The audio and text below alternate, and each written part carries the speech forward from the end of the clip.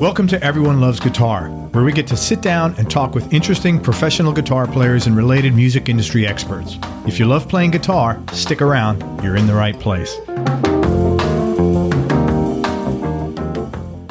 Hey, this is Craig Garber. When I'm not interviewing world-class guitar players, I'm busy helping clients with their marketing. In fact, since March of 2000, I've helped over 300 clients in 108 different industries all over the world sell everything from $20 books to $5,000 seminar seats and everything in between. I even authored a marketing book called How to Make Maximum Money with Minimum Customers. And now I'm giving away a free marketing strategy session to business owners who qualify. On this call, we'll discuss what's currently working in your business, specific sales and marketing problems you're struggling with, and I'll identify specific strategies you can use to overcome these problems and increase your cash flow. To find out if you qualify and to book your free marketing strategy session with me, go to everyonelovesguitar.com/marketing right now. Again, to book your free marketing strategy session with me, go to everyonelovesguitar.com/marketing right now. Thanks for listening. Now let's get on with the show. Hey everybody, this is Craig Garber from Everyone Loves Guitar. I'm with an incredibly cool and really unique and innovative guitar player. And he also seems like a guy who doesn't take any bullshit or give any bullshit. Or else maybe he's just a crotchety old man like me. We will find out today. Get off my lawn! Yes, we're with the one and only amazing Charlie Hunter. He's had a music career over 16 years and 20 albums. He's an incredibly unique player. Oh, writer. wait, longer than 16 years? Yeah, that's what I thought.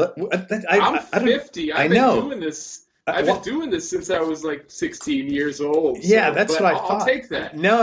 Let's fit 40 years. I'm 30. Charlie's had it. 30. Charlie's been around. Charlie has been around. Yeah, I was looking at that. And I was like, where did that come from?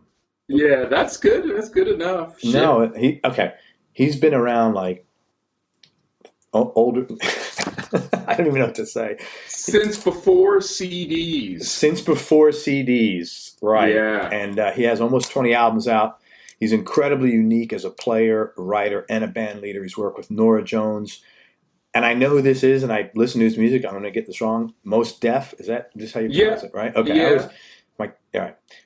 John Mayer, D'Angelo, and countless others. He was also part of a very cool band called the Disposable Heroes of Hip-Hopfracy. And TJ Kirk, which was a band named for the three musicians whose music it covered, which was jazz keyboard player Thelonious Monk, James Brown, and saxophonist Rahsaan Roland Kirk, and a few other projects. He is considered the authority on 7- and 8-string guitar, and he continues stunning audiences with his ability to simultaneously bust out tasty bass parts, melodic leads, and swinging rhythms. He's definitely got one of the most unique styles of playing I've ever seen. I can't even describe it. You've got to watch and listen to Charlie play. He plays both bass and guitar, very percussive playing, simultaneously on a 7- or 8-string guitar. And if you've never seen him play before, I would encourage you to check him out. He's got a very extensive website at charliehunter.com, and he's got a great YouTube channel. It is like nothing else you've ever seen or heard, and it just sounds freaking great. Man, thank you so much for coming on the show. Hey, well, thank you for having me. I appreciate it. I know this is out of order, but can you talk about... You're out of order. I'm out of order. This whole damn courtroom is out of order. My client... The Disposable Heroes of Hip-Hopfracy. That was a really progressive concept, and I was curious how you got involved with them, and what was it like touring with you two, and did you actually learn anything, being around or watching those guys, you two? Yeah, that's a great question. I mean, yeah, that band was, I was just in that band. I mean, I was, like I said earlier, I worked at Subway Guitars in Berkeley, which is kind of like back in the 80s, 70s and 80s, that was the place where, not only did you buy some cool guitar there, but it was a cultural connection kind of place.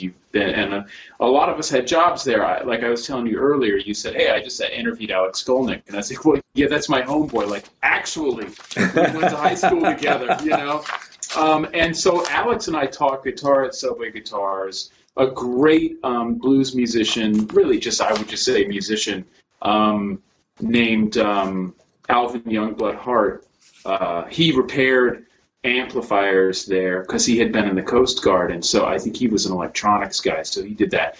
And Michael Franti repaired basses and guitars there.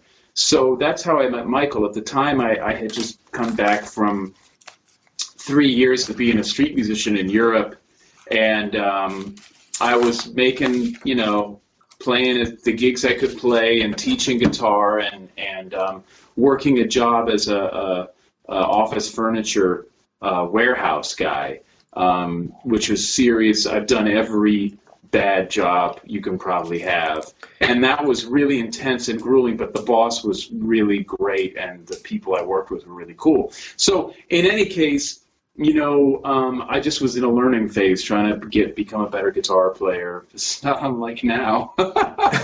You're an amazing guitar player. No, man. I got every day you got to work on it because it's if you drink your own Kool-Aid, that's the beginning of the end. There's always some glaring bad shit in your playing, mine especially. But so we worked there, and Michael Franti was like, hey man, I write music, and he didn't write music because he didn't play music, but he's like, I write these lyrics, and do you want to play some gigs with me? So I said, yeah, sure. So we started playing duo gigs where I did my kind of Tuck Andrews impersonation, and he did his lyrics over the top of it, and we did a lot in the Bay Area. And actually, like the first real big gig I ever played, like in terms of like a lot of people, was my friend Vernon Reed had us open for Living Colour, and this was like crap. This was like 1989 when they were like at the height of their thing, and it was a huge audience, and it was the first time I ever saw my name in print or anything, and it was really great. I didn't own an amplifier, you know what I mean? Like Vernon was like, you can use this one. It was like a big Marshall amplifier or something. He's the best guy. But so anyway, Michael and I we were hanging out a lot. We worked together. And, he was like, listen, I'm putting a real band together. I just got to deal with Island Records. Do you want to come out on the road? And I was like, well, I don't know. I make $500 a week at, teaching guitar and working at the used office furniture warehouse. And he's like, well, I can afford to pay you $500 a week. Wow. So I was like, no, man, I'm going to need $600 to go out on the road. I know, because I lived on the street for 3 years. I know what being on the road is like, And he was like, okay, fine. So we did that. And it was a great experience, not musically, because musically it was very limiting, because he and Rano were not musicians. They were writers and really performance artists, and they were great at that. But the music, we had to play exactly the same thing every night to make sure that the performance itself came off great. And I didn't understand that at the time. I just wanted to play music. I didn't care about what the performance looked like. I was just like, I want to just learn how to play more Joe Pass, or more Tuck Andrews, more Wes Montgomery. This is bullshit. I don't care about this. But in retrospect, it was a great experience because I got to go on the road as a guy who had been a street musician and a furniture loader and a ditch digger. And I got to go, be on the tour with Billy Bragg and Arrested Development and go to Australia and do the Big Day Out. And we were on tour with U2, like you said. So I got to play in all of these big, football stadiums. And I got to see the highest high in the music industry up close. I had no investment in it. I was just a fly on the wall. I was just a hired guy. I could have been a security guy, or I could have been a driver. It was the same kind of the thing. It was exactly the same thing, basically. But what I learned was I don't ever want to be that. I don't want to be a big rock star. That's not the part of the music industry that I'm after. If that happens, it's okay, but that's not what I wanted to do music for. And it was a real gift to learn that up close and have that experience and realize that's not for me. That way of presenting music is not. I'm not interested in that. For me personally, but I understand it as a function, and I tip my hat you know. Can you clarify that? Because you said I don't want to be a rock star. If it happens, it's okay. Are you saying that basically you want to make music that evokes certain emotions coming from you and going to others without thinking about, can I sell this? Is that what you mean by that? No, it's not that. I mean, it doesn't matter. You know, we live in a capitalist society. That's what we have at the moment. So that is the ages under which you have to kind of the lens through which you have to look at music. Because if you're not able to somehow sell something, you're not able to make a living, and you're not able to do what I love to do, which is play gigs for 100 to 200 people and really have a community and a communication. Okay. And what I love equally, which is to come into my shed and practice and work on getting better, so the next time I go back, those people can hear some improvement, you know. Okay. That's what's important to me.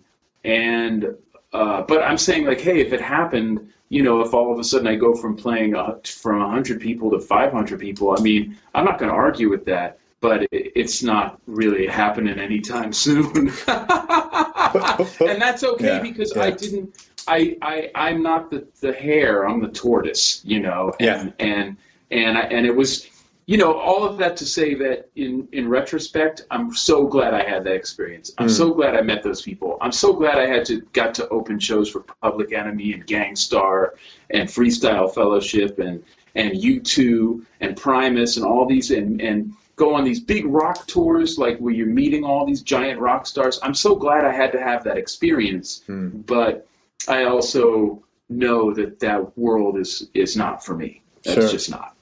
Any funny stories that you could recollect from any of that? You know, I mean, I'm sure there are some of them, but I just remember people and you know, I mean, I just remember, you know, we were on this big day out tour in Australia, which was about 2 or 3 weeks, and I just remember somehow hanging up with Iggy Pop's band. And I would just hang out with those guys all the time. Why? Because they were just the coolest people, you know. Or I remember being on the road with Arrested Development, and Dion Ferris and I would always end up hanging out, because we were like the two. Dion Ferris and I and the drummer from Hippocracy, Simone, would end up hanging out a lot because we were the music people. Yeah. You know, I remember, you know, just being a fly on the wall backstage when we opened for Public Enemy a few times and being just like, wow, this is amazing just to be here, you know. Yeah, you know, I mean, it's very interesting. It opened a lot of doors in terms of to be able to perceive stuff, but it did almost nothing for my career, because I quit Hippocracy, and I essentially, when I quit that band, I went back to moving furniture again. And then I got my own gigs in the Bay Area, and I kept working on being a better musician. And then, you know, within 2 or 3 years, you know, of playing every night, because there became so many clubs in San Francisco at that time in the early 90s, and so many opportunities to play, and I didn't feel like I was that good, but I got good just from playing every night, you know, and so I really had to start all over again, actually, because nobody cared about Disposable Heroes of Hippocracy. I mean, I wasn't the guy. I was just an employee, you know. I could be the catering guy or whatever. But at the end of the day, I'm happy to have had that experience, you know. How long have you been in New Jersey? What seems like an eternity. Especially since my taxes just went up. My wife and I moved from the Bay Area to New York in '97, and we moved from Brooklyn to here in 2002. So, wow, about 15 years. Yeah, that's a long time. Know? What prompted 15 years. What prompted you to move from California that's West Coast to East Coast? Well, my family's originally from New York. I spent a lot of time out here, and I also felt like I needed to get my ass kicked musically, and I had a lot of questions that I needed answered, you know. And I came out to New York, and I got my ass kicked. And I came out to New York, I had a record deal with Blue Note Records. It wasn't like I needed for the career advancement. But coming out to New York at that time, when there was still a little bit left of the old kind of guard and the old thing, I came out to New York. I thought I was, I'm going to be the next Wes Montgomery or the next Joe Pass. I'm going to be playing all this jazz. And I came out and I realized, like, well, you know what? Maybe this isn't me. I don't have an affinity for this so much, and maybe I'm not that good at it even. What am I good at? What do I love? And so you having all of these questions answered, and then you know what to work on, And that led you to developing the style of music that you own pretty much today. I guess so. I mean, and I'm still getting better, thankfully, because I hear stuff even from like 4 or 5 years ago and I cringe, So, but it's all part of the process. Sure. Thank God for the process, man. Well, you got to be aware in the first place. Yeah. You're obviously aware, so thank God for the awareness. That's, I guess so. Yeah, that's even better, right? Yeah. If this is incorrect, let me know. I read online, and I always preface it with that because the barrier to entry to that is you could fog a mirror. I read online that you lived in a commune in California with your mom and your sister. And my question is that true? And if so, how old were you during this time frame, and what was that like? Oh, well, I mean, I lived the whole hippie existence. Mm-hmm. I mean, we, my mom and her merry band of crazy people, and it was always a rotating cast, and there were lots of drugs involved. But we lived on a school bus for 5 years, driving around the country. Wow. And this is in the early 70s, very early 70s, and eventually the school bus broke down somewhere. We ended up in a commune in Mendocino. We ended up at the hog farm. I mean, I'm like been in all of the hippie, all the movies. Every single place. I mean, my sister and I were there, and I was also in when we finally ended up in Berkeley.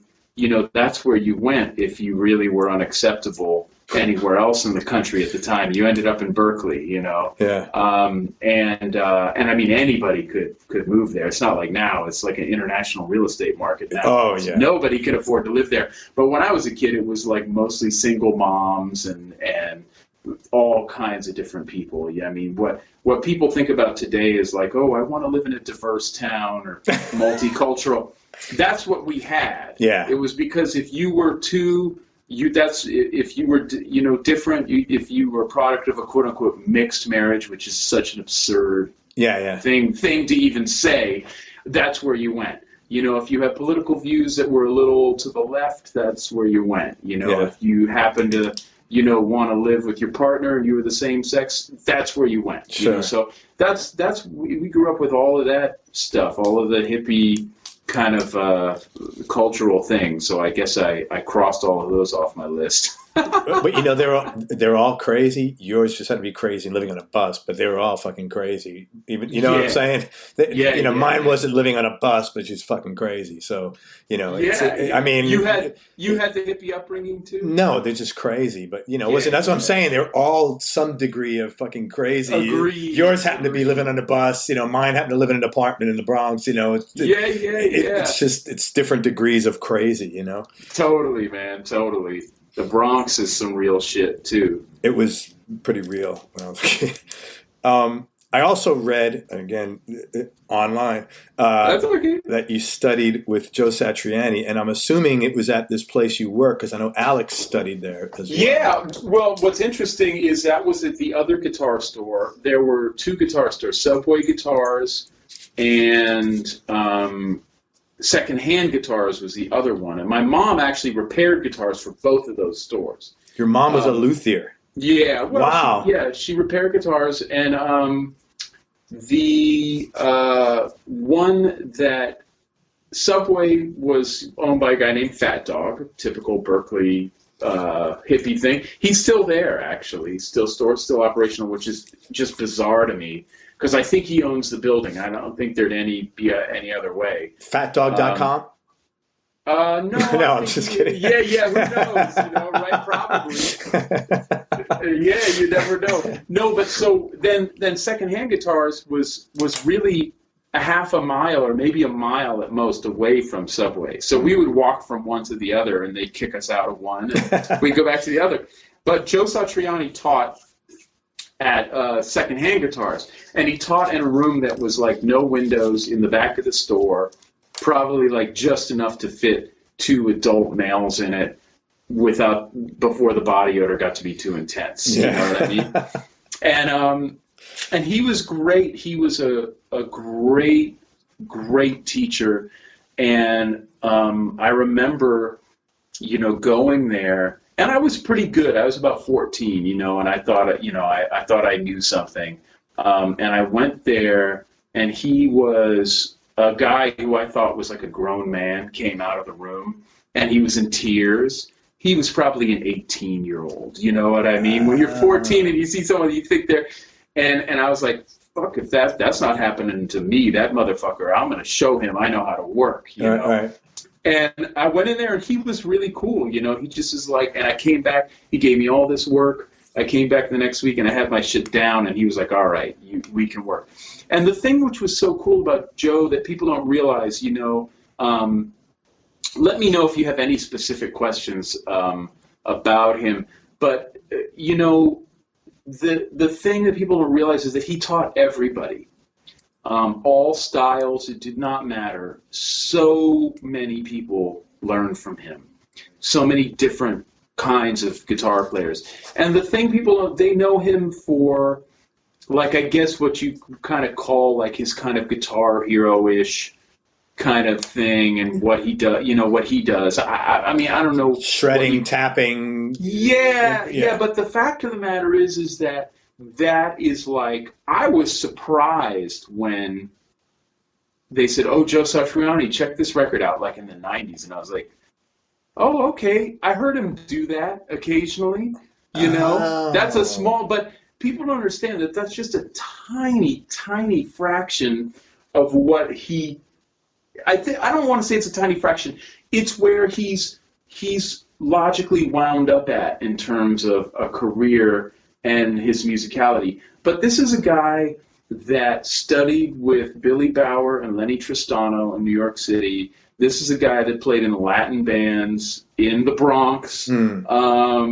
This is a guy that played with blues bands, you name it. He could really play anything. And he had a deep appreciation. I mean, he took me to see Alan Holdsworth when I was like 14 years old. Wow, how cool of course, is that? I didn't know what the hell was going on. I still don't understand it. Ultimately, I'm just like, what the hell is going on here? It's too much. But I mean, I was sitting like 10 feet from his Marshall amp, getting my head blown off. And I loved it, of course, but I was just like, this is the craziest LSD trip I've ever been on, And but the thing people don't realize about Joe is that he had no agenda whatsoever. His only agenda for the players was that you knew how to get around on the instrument. And you really knew how to get around on the instrument. The physical implication of playing your scales, your arpeggios, and chords, and how to actually play the instrument. No bullshit. No musical agenda. You would come to him and say, hey, man, I really want to learn this kind of thing. He goes, okay, let's take this apart, technically. Yeah. And I think that was a really, really wise thing for him to do, because all of the people that that studied with him can all get around on the instrument technically. I mean, I'm a real outlier for that group of people. Because my shit is so far away from it. But, I remember when I was a street musician in Europe and going around and playing guitar, other guitar players, man, show me that crazy thing you did. I was like, that's not a crazy thing. It's just what everyone in Berkeley does, because everyone could play. And I mean, everyone could play. I didn't even make it in the Berkeley High Jazz Band. I was like the third guy. Wow. Yeah. So it was like a Nashville almost kind of situation there. Yeah, I mean, you had everybody there and every kind of music, and just in that little town alone, there were like 10 nightclubs, you know?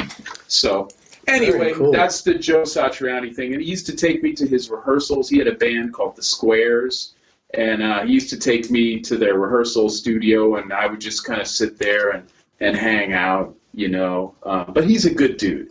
And he also knew that I think he also knew I didn't have a dad, and that there was a lot of fucked up stuff going on in Berkeley at that time. And he was like, this kid, who knows, maybe he'll eventually learn how to play guitar. Maybe I should invest a little time in him. It's nice. So he took you under his wing as a bit of a mentor as well, in other words. Yeah, totally. That's really it's nice. been many years, but he's a good dude, man. Have you ever ran into each other as adults? Yeah. I had a short-lived podcast I did with my friend Adam Dorn, where it's called Compared to What Podcast. We kind of finished it. We wanted to interview people we thought of, even though Joe's really only 10 or 15 years older than me, we wanted to interview people who we thought of as the generation above us, because we wanted that all of that learning and knowledge and culture to be preserved in some space. And so I interviewed Joe for that. It was fun. Did you guys get to share memories? Was your relationship as adults? Because, you know, sometimes I don't know about you, but I've met people from the past, and I was a real, as a kid, not a very contrary, and I always cringe when I meet people because I'm like, oh my God, and I hope this guy doesn't remember what an ass I was, you know? And I'm always like, and so like, and this wasn't the same situation for you, but the same mentor student, you know, big brother, little brother kind of thing. Yeah, definitely. Did that carry? Did you have that? Yeah. Oh, yeah. That's totally, nice. That's nice. Totally. Yeah. He's nice. He's a good man. dude. That's really He's cool. He's a good dude. You wonder then if the reason why, like you said, that's what he became famous for, if that just happened to be, that was the market gap that the quote, the industry was looking for, and he happened to have that at the right place at the right time, because he could do anything. Yeah, but he was also doing that approach way before anyone else was. So, you know, like a lot of people, they'll say, oh man, I don't like all this Michael Brecker stuff. And I'm like, well, did you listen to Michael Brecker? Don't listen to people who play, like listen to Michael Brecker. Ah, man, I don't like that David Sanborn approach. Did you check David Sanborn out? Yeah. Maybe listen to David Sanborn, you know? And it's the same thing. It's just like, oh, okay, well, did you listen to like one of his first couple of records? Because that shit is like 1985, you know, or 86. To me, that's my favorite stuff. Yeah, you know what I mean? So, like, listen to that before you get all up in arms. Yeah, you know? Yeah. Very cool, man. Thank you for sharing that. My pleasure.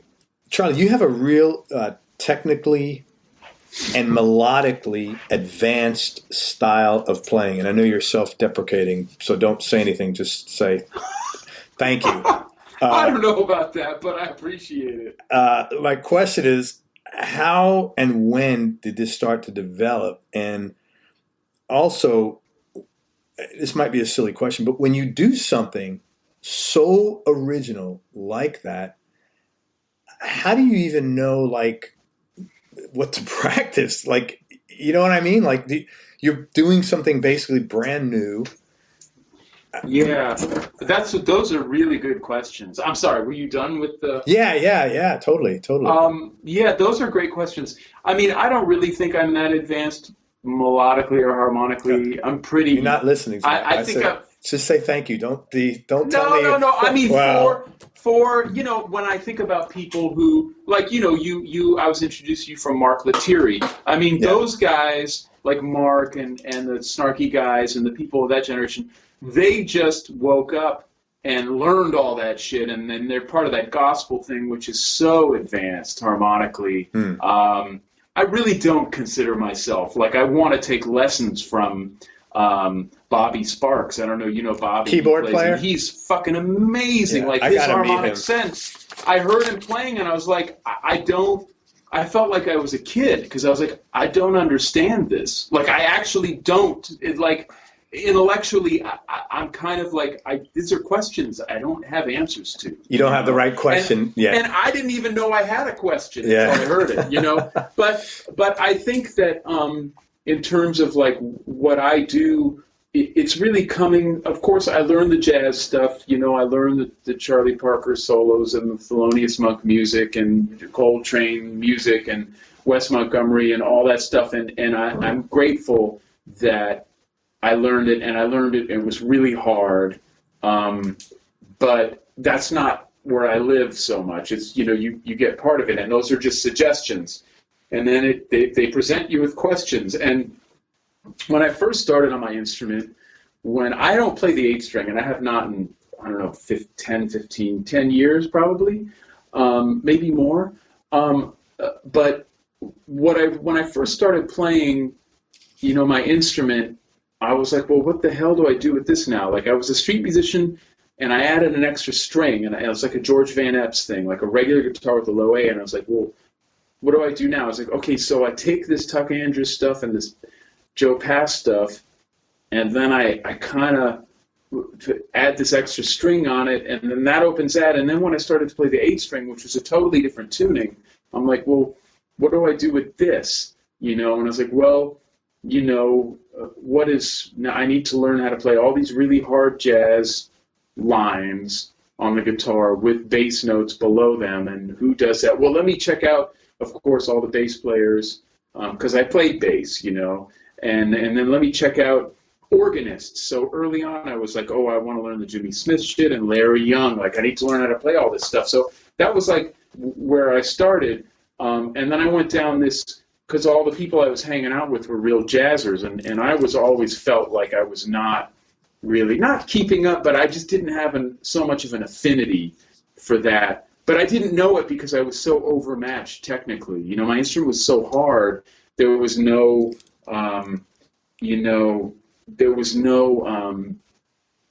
kind of like template for it. So I was checking these organists out, and then I felt like, well, wait a minute, why are people are saying, oh, you're not as good as this guy. And I'm like, well, okay, but I don't play that instrument. Like, I don't understand. What am I supposed to do here, And it was real stressful. And then I got that Blue Note deal, and I was like, all right, I need to shred these things, and I need to be super technical and keep up with these horn players. And it was a hell of an education for me, But I always felt like I was always kind of like, trying to keep up, And then years go by, and I learned some of this stuff, and I start realizing, like, well, wait, what does this instrument do? Like, now I know it. I've been playing it long enough. I've developed some technique on it. What is this thing supposed to do? And I realized, like, well, I've learned through trial and error that it's not supposed to be a vehicle for blazing linear kind of expression.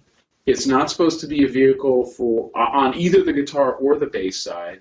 It's not going to be a vehicle like a keyboard with infinite harmonic capability. What is it? And then I went back to, well, wait a minute.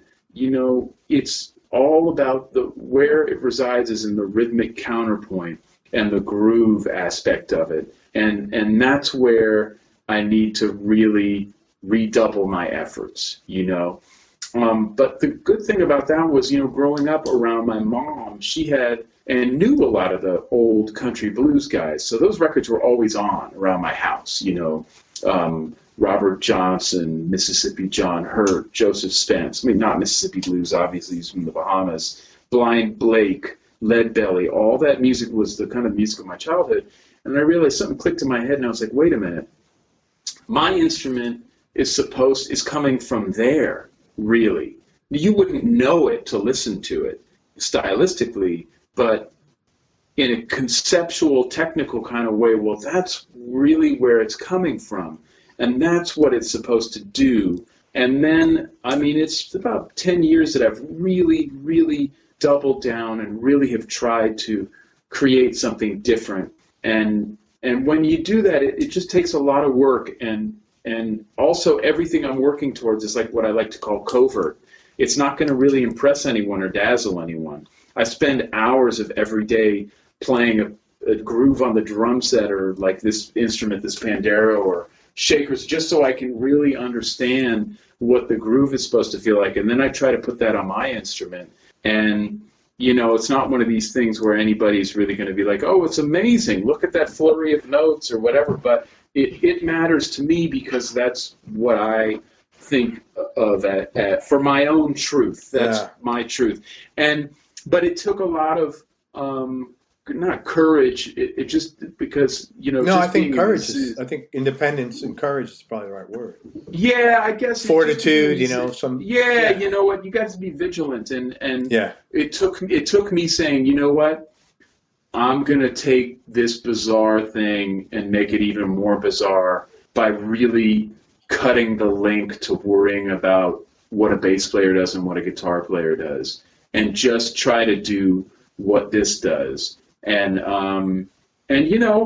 once I did that, it was like, it's great. I mean, it's not great for money because if you're not playing stuff that people are used to seeing, it gets to be a little bit more of a hard sell. But I wouldn't, at this point, I wouldn't trade it for the world. And like you said, if I tell people, man, if I had known how much work this was going to be, maybe I would have done something differently. Yeah. But at the end of the day, it's all about the journey. And I mean, I'm 50 years old and I wake up giddy like a 14-year-old. Like, I can't wait to get to the shed to try to figure some new shit out. And that to me is like the gift that keeps on giving. You know what I mean? And it wasn't always like that. There were mornings I'd wake up and be like, I hate this shit. Why can't I just be a Telecaster player? I hate this shit. I hate this shit. I wish I was a better drummer. Or why don't I just play acoustic bass? Or why don't I just quit music altogether? But now I just I'm really honored that I can even like be a part of this music continuum. Wow, man, that is like the best lesson I think anybody who's a musician could ever listen to, the last 10 minutes of you. Oh, really? Oh my God. Yeah, man, let me tell you why.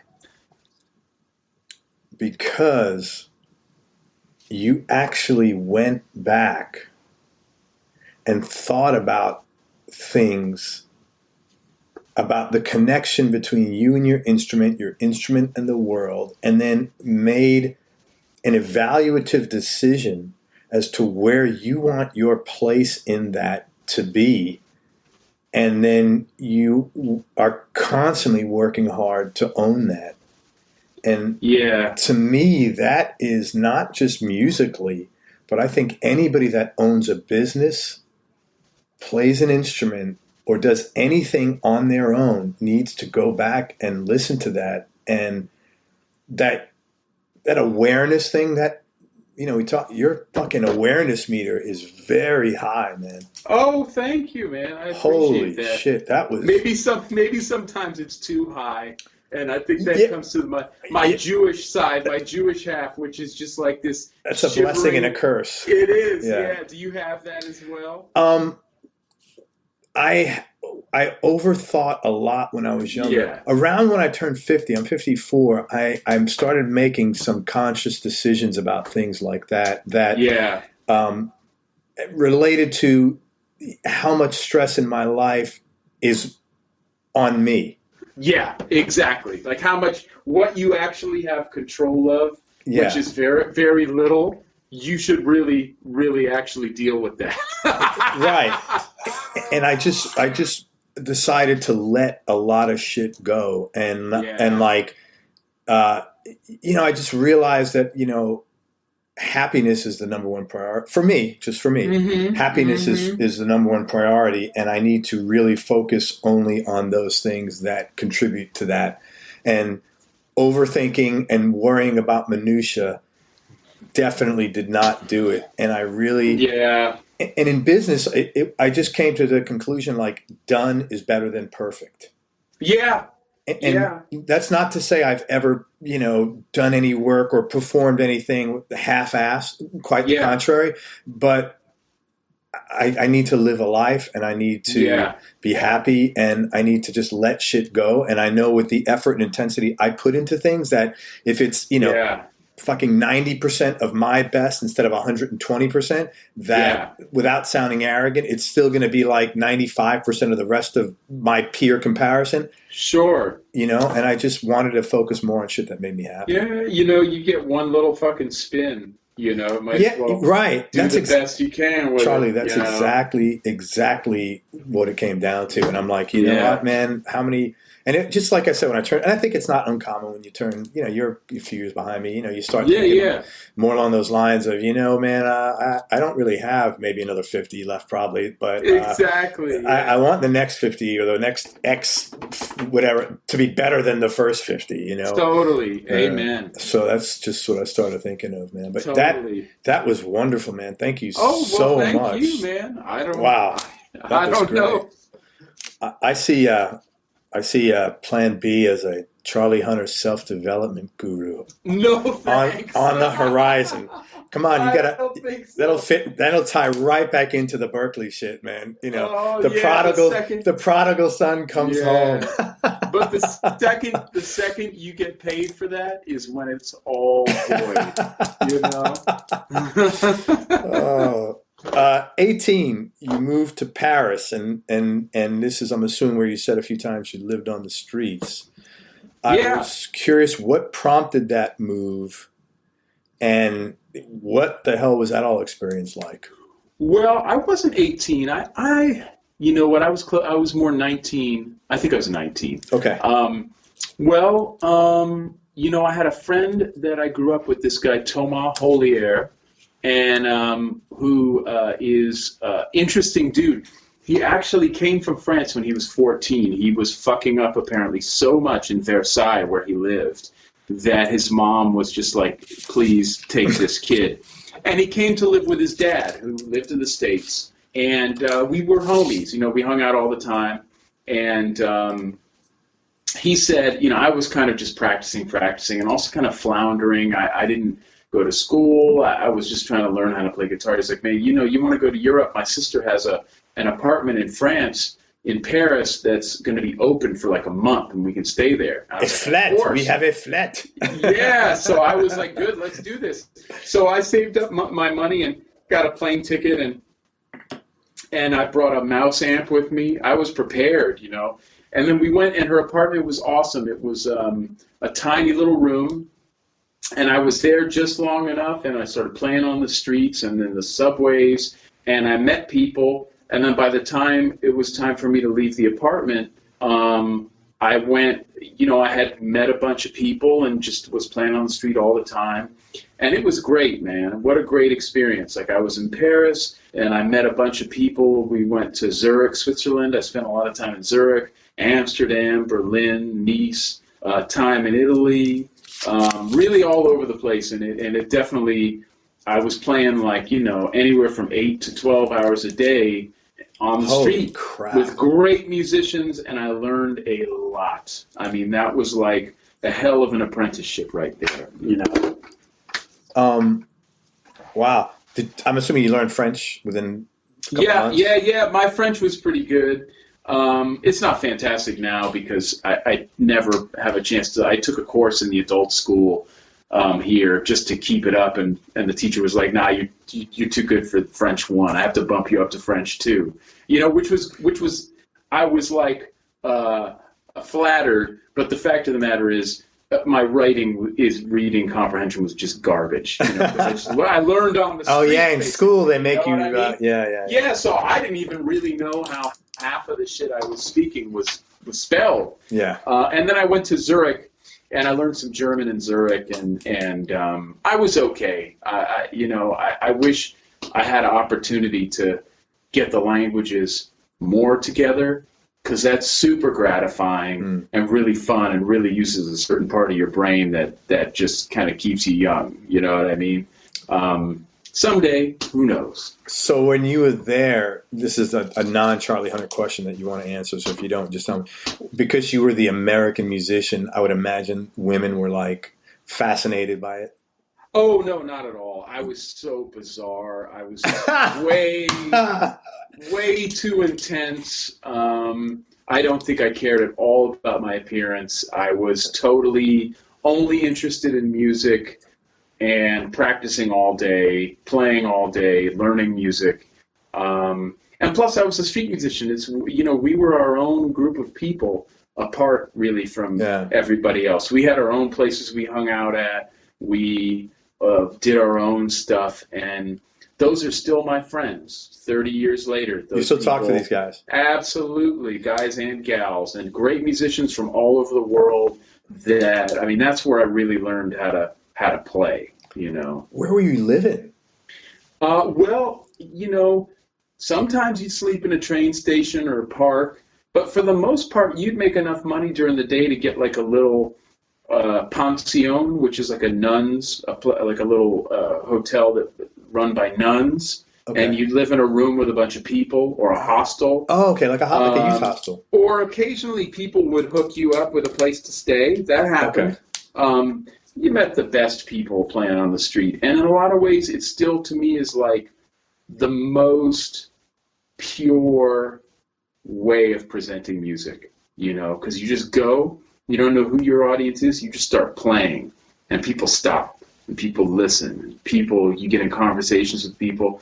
I've met the best people from all over the world, and I met the coolest musicians. I mean, when I was first in Paris, I hooked up with these two guys from Iran who this is like 1987, and they had escaped from Iran. They were intellectuals. One guy was like a physicist. Another guy was a philosopher. And they played music on the streets, and they killed it. Guy played the drum, and another guy played like a dulcimer kind of thing, hammer dulcimer. Amazing. So I got to hang out with those guys. I learned their whole life story. Like one of my best friends was from Africa. But great musician. His life story is interesting. Another guy who's still my friend, and we still play together. There's this guy, Tamango, who's like a world-class tap dancer, and we still play together. He's all over the place. And my friend Dom Richards, who was a bass player, he played with Ronald Shannon Jackson for many years. And the guy who played on my first couple of Blue Note records, Calder Spanier, he was a guy I met playing on the street. In Zurich, and just all these great musicians, man, and from all over the world, all different cultures, and it was a hell of a thing. I really feel lucky to have been a part of that. Right place, right time, Two questions on that. What guitar were you playing? Electric guitar or acoustic, or both? Electric. And the funny thing is, I went over there. I had saved my money working jobs, and I bought. I remember going into Guitar Center in San Francisco and buying an Ibanez George Benson. I thought it was the coolest guitar I'd ever seen. I thought George Benson was the greatest. And I remember playing it, and I just always remember, like, God damn, I can never get a good sound out of this guitar. And every time I'd play like a Strat or a Telecaster, I'd be like, this guitar sounds really good. And I was always like, no, I got to play the one that looks like jazz, because I like jazz, you know. And so I had that guitar. But when I went over there, I met a group of guys, and I ended up playing acoustic bass in that band, in that group, which was really great for learning. Turned my hands into hamburger, but it was great for learning. That was it. I mean, that's the guitar I went over there with, and I think I sold that to someone. Who knows what happened, man?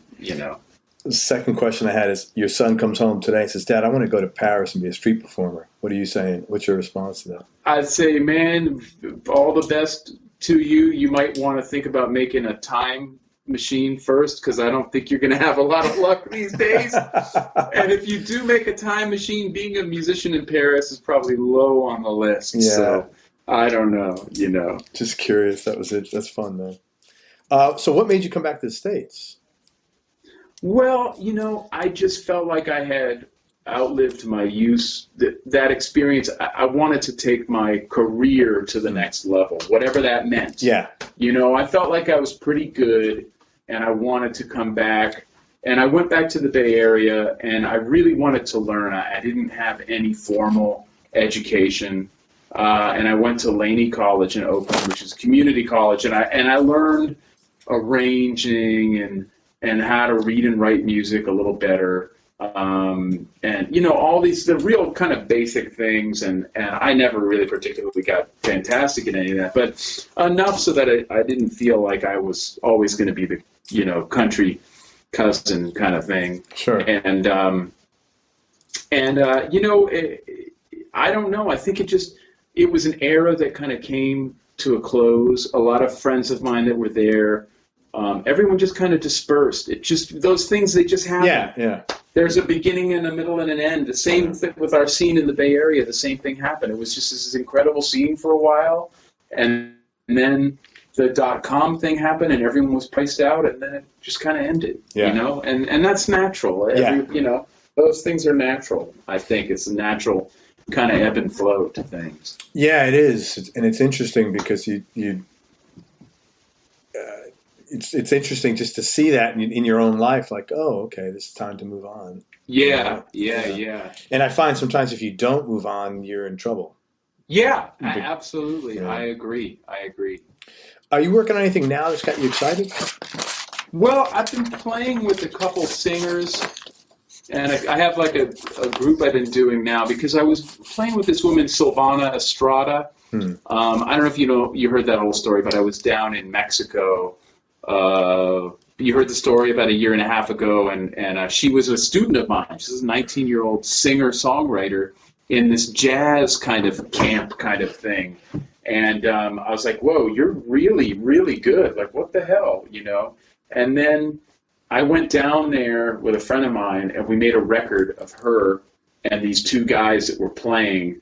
This great drummer, this guy, Alex Lozano, and a bass player, Octavio Alvarez. And they're young. They're like 18, 19 years old. And we made a record, and Silvana sang her ass off, played cuatro. She came here. We made another record with she, myself, and Carter McLean, great drummer. And, and then we're supposed to tour last December. And we went through all of the proper channels. I got a lawyer. I got we got to get her a visa. And it was what's called a non-immigrant work visa. Really easy, just like, look, I'm an employer. This woman does something very particular that actually only nobody she else can do. Yeah. Which is totally truthful. Yeah. Nobody else can. Sure. And after the first time, she was denied by Homeland Security, because Homeland Security are the people who issue that. The State Department just issues the visa. Homeland Security decides whether you can take it to that process. And she was denied. And then the lawyer assured us that this was totally insane. So we tried again for a tour in February. She was denied again. And it costs a lot of money. Yeah. So it cost me a lot of money. And so, then I don't know if you heard, but the woman from Bocante was just denied to come in and tour the United States. I heard. And that's what's going on right now, basically, Homeland. It's a total mess. All that notwithstanding, it put me in a situation where I was like, well, wait a minute. I got to play with a singer now. I got to figure this shit out. And I contacted Lucy Woodward, who's a great singer. And she and I and Keita Ogawa, great percussionist, we did this tour in February. I was like, I like this. I like this singer shit. This is cool. And then I tapped another friend of mine, Dara Tucker, who's a Nashville-based singer, to do tour with me, and a percussionist, Damon Grant. So I kind of mix and match those groups depending upon who's available. You know what I mean? And I really like it. It's really fun for me. That's cool, man. So is this the next tour you got coming up? You're going to have? Yeah, the next tour I have will be with Lucy and Damon. And I have a tour with Dara and Keita coming up. And Lucy and Keita as well. So yeah, it's really fun. And, I enjoy it. I like just sitting in the groove as much as anything, Well, you're a percussive player, ultimately. Yeah. So, this totally makes sense. Yeah, I think that's where I'm coming from. I'm available to sing, just FYI, Charlie. You got it, man. You All right. got it. We'll have fun. I don't know if anybody will come and listen, but we'll have fun. Let me ask you this. We all pay tuition of some sorts in our careers. And I was curious if you'd be kind enough to maybe share one or two mistakes that you made along the way and what lessons you learned from them. In terms of what kind of mistakes? Not like mistakes in your playing, but like for example, people have said things like, I'm just throwing examples. People have said things like, one mistake I made is one time I came to a gig unprepared. I thought I was the shit. I thought I knew it, and I got my ass handed to me, and that was the first and last time. Stuff like that. Like yeah. I think that. There's plenty of mistakes to go around. I think that I could have been a little more laid back when I was first signed to Blue Note and Warner with TJ Kirk at the same time, but I just was really stressed out. So I think I just probably came across as a little too intense. And ready to throw down. No, I don't see you coming across as too intense. That's stuff. Yeah, I think find that hard to believe, Charlie. But also, just thinking like those same things happen to everyone. You think you're the shit, and you're just like, well, it turns out maybe I'm not so great.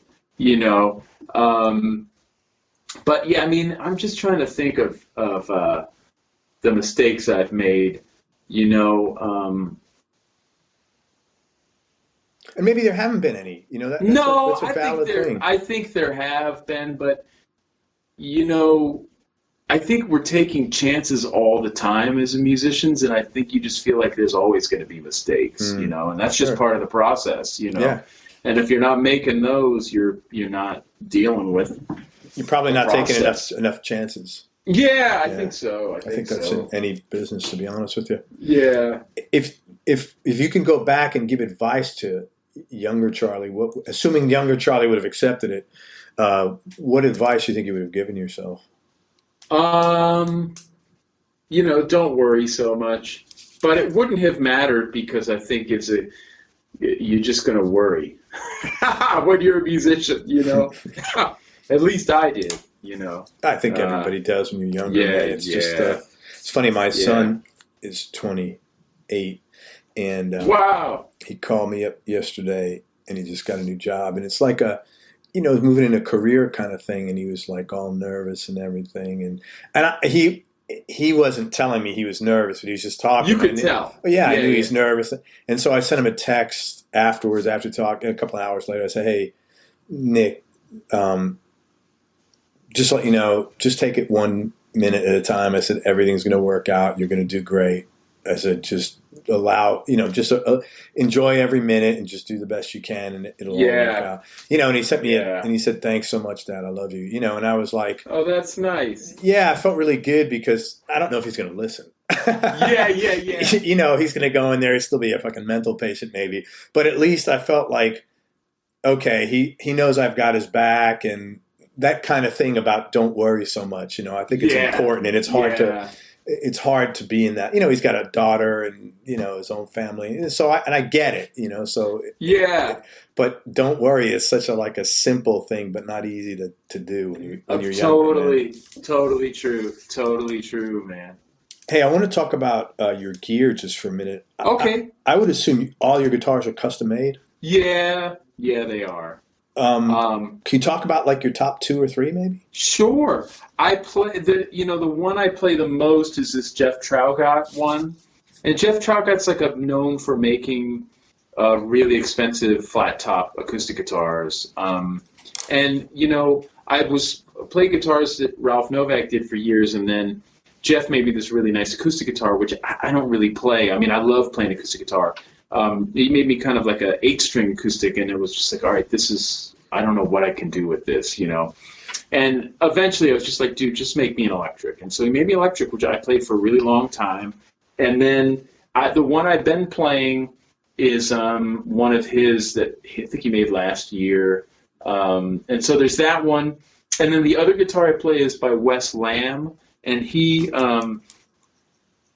down in North Carolina, and he and I and this guy Clay Connor and Wes's partner, because Wes is also he's also the pre-war guitar, that he does that. And so they have this whole workshop down there, Luthier's workshop in North Carolina. And, I had so many people asking me, hey, I want to play this instrument, but I can't afford, to get one. So I went to Wes and I was like, Wes, I want to come up with kind of like a universal 7-string guitar that people can buy that will be a great professional grade instrument, but not break the bank, so to speak. Like, can we come up with one like at a $2,000 price point, because he has a CNC machine, everything, because what's hard is getting those fan frets lined up correctly. So we came up with one, and there's 2 versions of it. It's like, I call it the Universal 7 because unlike my guitar, although it can have 2 sets of pickups like mine, it has 1 pickup with 7 pole pieces that you can assign. Oh, wow. Right? So comes with 2 jacks. So you can do 3 and 4 like I do. You can have a switch so that all 7 are 1 jack. You can do whatever you want with it, really. Just like with a soldering iron and someone who knows what they're doing. And so my whole deal with it was like, we'll make the scale length so that it can be used for a lot of different things. So let's say you get this guitar and you're using my tuning and you're like, this is not for me. I'll be like, okay, well, try this. Why don't you try doing a George Van Epps tuning on it and just switch it to the 1 jack so you can put everything through 1 amplifier. Then you're all of a sudden like, oh, wait a minute. I do like this, Or do you want it to be like kind of a weird baritone guitar? Do that, Wow. So there's so basically if you spend the money on the guitar and you don't like what it is, you have 3 or 4 different permutations that you can do with it. And man, today with the design and the manufacturing, you get such a fucking great instrument for so little money. It's kind of crazy, Now, so that's the other instrument I play, and I'll play. I mean, I like this Trout God. I just like, how it feels and plays, and I'm used to it. But the Wes Lamb guitars are killer, and I play those often as well. Now you tune the top 6 strings are like a regular guitar? No, that's a Van Epps tuning. My tuning is a little weirder. The genesis of my tuning began with the 8-string, where I was tuning the lower 3 strings were EAD, and then the top 5 were AGGBE. So I had the full range of a bass and a guitar. What I do now is this, because the bass was always so short on that E and A that just were so floppy, that I ended up tuning this so that the lower 3 strings are G, C, F, then C, F, B flat, D.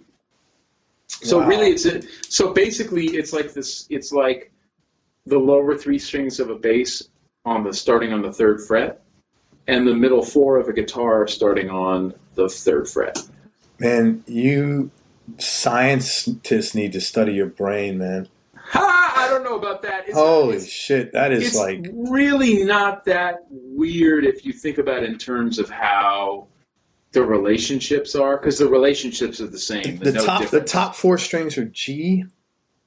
Well, the bottom. You mean you're talking about the highest? The treble strings. What are they? So from low to high, it's C, F, B flat, D. And then the low strings from low to high are G, C, and F. Okay, so you have the same relationships as a standard guitar in those top 4 strings, correct? The same intonation. The middle. Yeah, okay. The same. And the bass is the same as the lower 3 strings. Wow. But then there's a 5th in between the 2, and it's a weird thing. But wow, you just learn how to deal with it and accept it eventually. Are there any players that influence your playing that people might be surprised to hear? Wow, I don't know. I mean, I really like so much guitar playing. You know what I mean? For instance, someone is saying like, we were just talking about AC/DC with a friend of mine. I was just like, I fucking love that. I fucking love the rhythm guitar in that band. I love it. You know what's funny? I swear to God, I'm so sorry to cut you off. In my head, I'm thinking, imagine if this guy comes out and says AC/DC. I swear to God, that's what I was thinking. Yeah, because that'd be like the last thing I'd expect you to say. I love it. That's great, man. I love Prince's guitar playing. Oh, yeah. Love it. All around everything he did.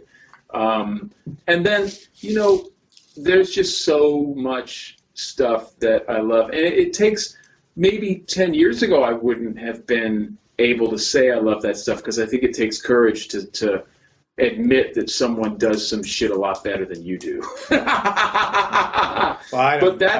You're such a talent, man. I don't think you can say whatever you want. I don't think anybody's gonna. People are able to do shit, and you're just like, there's a point where it's either you don't have an affinity for it, or you just don't have the technical ability to do it. And it's okay to say that stuff, but. Well, he's a very percussive player, Malcolm Young, so I could see your affinity for that. Yeah, that's my shit. Yeah, man. I could see. I love that. Yeah, the affinity, actually. Yeah, I mean, a lot of stuff. I mean, it's hard to say because there's just so much stuff that I really like. What I really like is an era in music. I think it's because it's when I started buying records. It's like the late '70s. So. There was this time when people are really interested in kind of soul music from the 60s, which beautiful. It's great. You can't. Amazing. But I feel like there's a certain time period that's much harder to pull off. And that was the stuff like that late 70s kind of era of R&B when you have, like the Gap Band and Daz Band and LTD and Roger and Zapp and the Ohio Players and there was so much, and even the later Marvin Gaye stuff and of course Stevie Wonder, but there was just so much great music happening and Teddy Pendergrass, and I'm not an expert on that music, but I just really, really like that music and just think there's just some, like a perfect kind of meeting. You know what it is, man? It's like the music I generally like has this real good balance between the visceral and the intellectual, And you think about the AC/DC, it's mostly to the visceral side. You think of that stuff and it's right in the middle, It just like has a soul aspect, but the songwriting thing, and then this incredible technical proficiency as musicians and technical proficiency on like the recording and engineering side. When you listen to like those Brothers Johnson things, or you listen to like some of the great players like, Tony Maiden, who played on that, Rufus and Chuck. Oh man, Tony Maiden is the bomb. He's so great. That's the kind of stuff that really gets me going. So would you listen to, or did you like a guy like Tommy Bolin? Is that T-Rex? Yeah, but that's the guy who played with T-Rex, but his solo career, and then he was with Deep Purple, he was with the James Gang, was much different than the stuff with T-Rex. I don't think I know it. I don't know if I really know that so much. He was a jazzer. He played with a band called Zephyr. I think he played with Billy Cobham, I think, was in that band. Oh, wow. Okay, well, I'll have to check that out for sure. This is a tough question. Desert Island Discs, man. If I asked you to pick your top 3, just for today, in no particular order, knowing it could change tomorrow. Oh, my God. Wow, that's really hard. I mean, I always go to Blind Blake because I just think he's really one of the best guitar players that ever lived in a lot of ways. Oh, man, it's really, really, really hard to do those kinds of things. Probably just for my listening pleasure, like I would probably want to have like one of those Wes Montgomery records with the organ trio. And then I mean, man, it's really hard. It's hard to say. I just couldn't. It's too hard, man. I couldn't do that. You know what I mean? It's too difficult. All good, man. What have you learned about yourself Charlie, through this journey. This has been such an exciting, adventurous journey for you, man. What have you learned about yourself? Man, probably everything through this, because you really can't, if you want to really get deeper at this game, you can't hide from how lame you are, you know? and you have to embrace that shit, you know what I mean? You really, you're like, yeah, I thought I was more handsome than I was, you know? Or, I don't mean that I mean that in a metaphorical sense, I understand. you know what I Sure. mean? Like, oh man, I really thought I you know, and then you start to drink your own Kool-Aid when other people say, oh man, you're really, really, really good. I'm just like, I don't think so, actually. Not yet, you know, it's going to take me a long time to get there, but it doesn't mean like I go out hating myself. You know, I think that's equally as lame and doesn't serve any purpose, but I think, you know, your reality is a hell of a drug. And when you go into the shed every day to learn more music, you're in danger of having a bad trip. Yes. Because you have to deal with yourself, you know. And yourself isn't always the best thing. It's not always making the best choices. It's not always doing the best things to people and to yourself, you know. You're not always being really great to yourself. So, you know, you better, if you want to dig deep into something, you better be careful, because there's a lot of stuff you're going to have to accept, you know. And I mean, I was talking to my friend Bobby Previtt the other day, who's like a genius drummer and writer, composer, you know. And he said, what are you doing? I got this singers thing I've been doing. I said, you would hate it. You would hate it. You would just think it's the stupidest thing ever. But I like it. I really enjoy it. For me, it's great. And I don't care. And that's, you know what I mean? Like, that's all that counts. Like, you have to realize that about yourself. Like, yeah, I can be a pretty corny motherfucker at times. And you know what? Fine. That's totally fine, you know? Man, I appreciate your like brutally raw, honest. And I mean that in I don't mean that in any but a really supportive admiration way. No, because I think that is very refreshing, because it's easy to deal with someone like you, because I know if I ask you a question, I mean, forget about on this interview, if I asked you a question, I'm going to get an answer that's honest and truthful, and that's very, for me, that's very easy to deal with, because even if it's not something I like, it's like, okay, it's genuine. Right. And for me, there's a big comfort in that. I don't know why. Oh, well, thank you, man. Yeah, there's a very big I mean, calm, I don't know, peace in that, you know? Yeah, I mean, if you talked to me like 15 years ago, I'm sure I would have been more of a snarky douche. But, you know, now you take time and you dig into the layers and you know, that's... That's the outcome. I appreciate that, because it takes a lot of work. And when it comes down, it's harder to be that way. When it comes down to it, because there's a vulnerability that comes with it, and there's a, you know, you have to have a bit of a, I don't give a shit what X person feels about my response, but it's real. Yeah, you know? I appreciate it. I like that. It's wonderful. It's best for me. The best way to be. I love that. Oh, thanks. Oh man, it's awesome. Well, it's easier. You don't have as much baggage that way.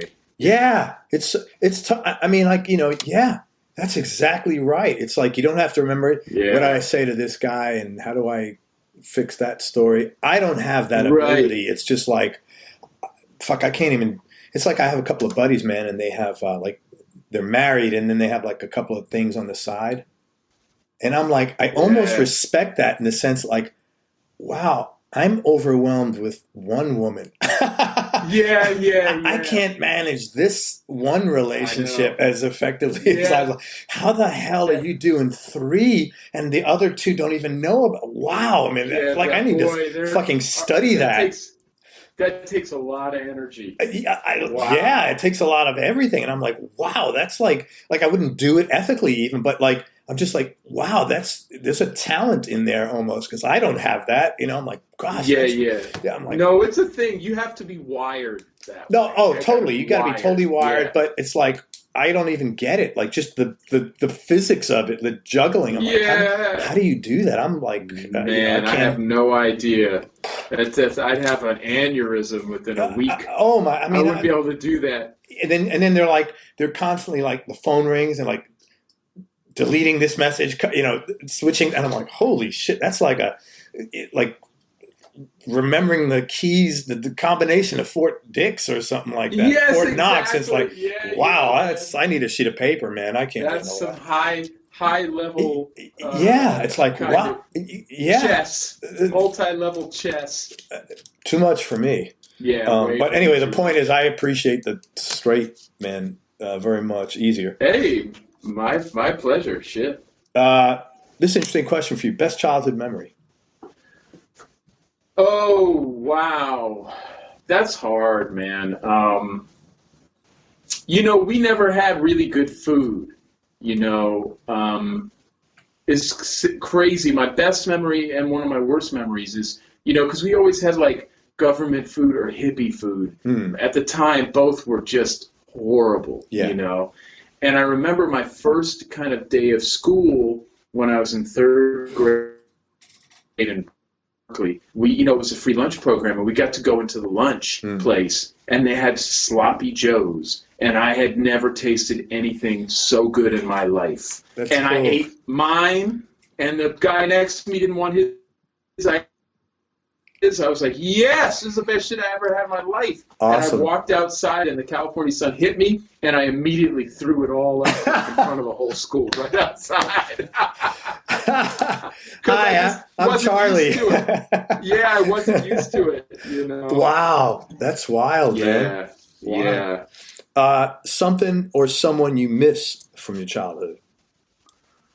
Well, I mean, dude, I'm 50. You're the same age. There's so many people that fall by the wayside, I mean, I can't say like people I miss, because if people make an impression on you, you miss them. But if you had a real relationship with them, they stay with you. You know what I mean? Yeah.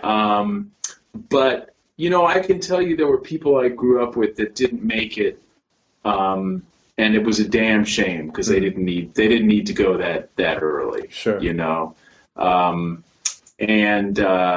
But I mean, it's really hard to say, man. There's a lot of people that aren't around anymore, and you just hope that they're still in you, and whatever they imparted upon you or me, whatever information, whatever value, that still lives within you, and your decision making has some of their DNA in it, Sure. What's your biggest business or personal win? Whew.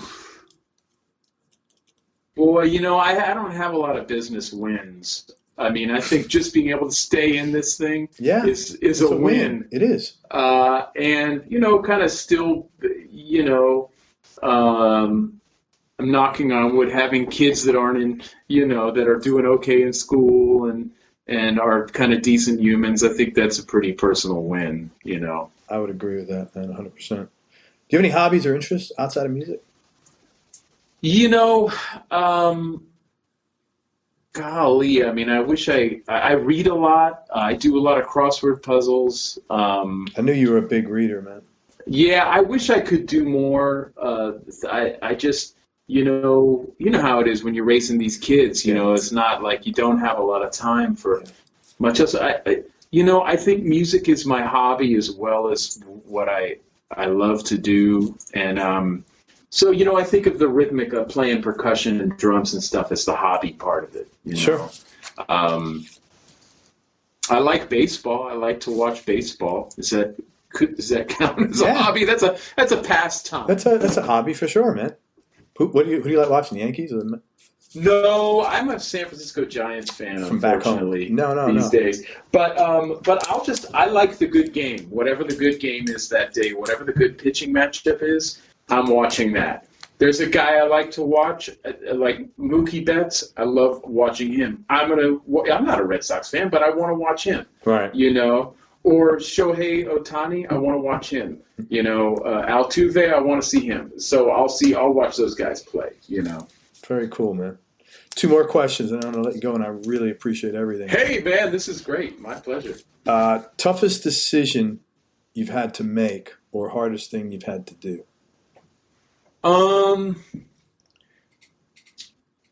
Well, it always comes around to the same things, and that's always band personnel. You know, you don't want to hurt anyone's feelings, and it's hard because everyone you play with is great, you know, but some people just have a better affinity or a disposition for a certain situation, you know, and those are always the hardest things, and kind of like changing band personnel up. But, you know, I belabor that shit and I worry about it forever, but everybody always comes around, and they're always more understanding usually than I am. Yeah, I get you. The short-term discomfort is far greater than any long-term pain you're going to experience. Yes, exactly. Yeah, totally get that. Yeah. And then the last question is, what's been the biggest change in your personality, let's say, over the last 10 years? And has this been deliberate and intentional, or has it just been related to age?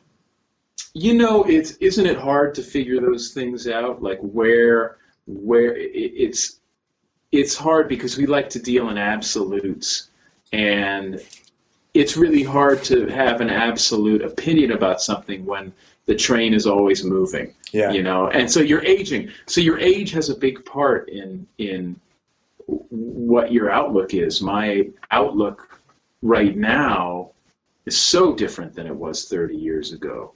You know, you're just dealing with a whole different set of tools, you know. Yeah. But what I would say has been a blessing is that, you know, a certain amount of things are put upon you when you're making a living as a musician, and a bunch of different narratives. And you might believe one of or two of the narratives. You might believe, oh, I'm not doing as well as I should be doing. I should have what this guy has. How come this didn't happen for me? And as you get older, you kind of are forced into a situation of realizing, like, well, this is your reality, and it's not too fucking bad. Have you had worse realities than this one? Hell yes. You know? And then you know some of these people who you look at and say, oh, they've got the world on a string. But, you know, I was that guy at one point where, you know, I was on Blue Note Records, and I was the guy, you know, for 4 or 5 years. I mean, and then I wasn't, you know, and that's all part of it. That's all part of the deal, you know. And, you know, there was a time where I was like, I think I'm done with music. About 7, 8 years ago, I was not able to get a gig, really. I was behind the 8 ball financially because I had a few things happen with a manager and a booking agent, and I ended up like 30 grand in debt without a manager or a booking agent. And I had to figure a bunch of stuff out, and I was like, maybe this is it. Maybe I'm done with this music thing. I have to get a gig now, a job, you know. But, you know, things happened, and luckily I got some gigs, and I could continue to afford, continue to kind of make a living being a musician. And, you know, you also, as you get older, you start to realize, like, well, you know, you really have to own a lot of the choices you make. And I've had many, many chances in my career to be the guy, to be in someone's band, to do these things. And I always made what seemed like the right musical choice for me. And that doesn't always mean it's the right professional choice. Money choice. You know, exactly, yeah. So, you know, but hey, all things being equal, I'm just glad that I have a place to live and that I can every day try to become a better musician, you know? And that's cool. That's great. Yeah. And I want to congratulate you. You told me how long you've been with your wife? Oh, man. seems like forever. No, man, like 24 years. Man, About the same as you, man. And congratulations to you as well. 25. Oh, I know, but I thought that my wife was had to be a saint. Now that I've met you, I think your wife. Oh yeah, can you imagine it? You're so. You know what it is? Because my wife's always told me. Not anymore. I'm definitely a lot more laid back. But she'll say, you're not easy. You're real intense. I'm like, what? It's you getting what you. It's no bullshit. She's like, but I'm listening to you. I'm like, fuck, that's a lot of work. Yeah, and I do not mean that in any negative way. Dude, it's just and when you're married, man, you know how much work it is for everybody consider. Yeah. I'll tell you what. One thing I learned about early on, when I was on tour, and I was complaining about someone, and an older musician said, "This is going to come as a shock to you, but they need a break from you as much as you need a break from them." No fucking way, man. I'm so easy to deal with. I'm really, I know. You're 25 years old, and you're your view of yourself is so completely.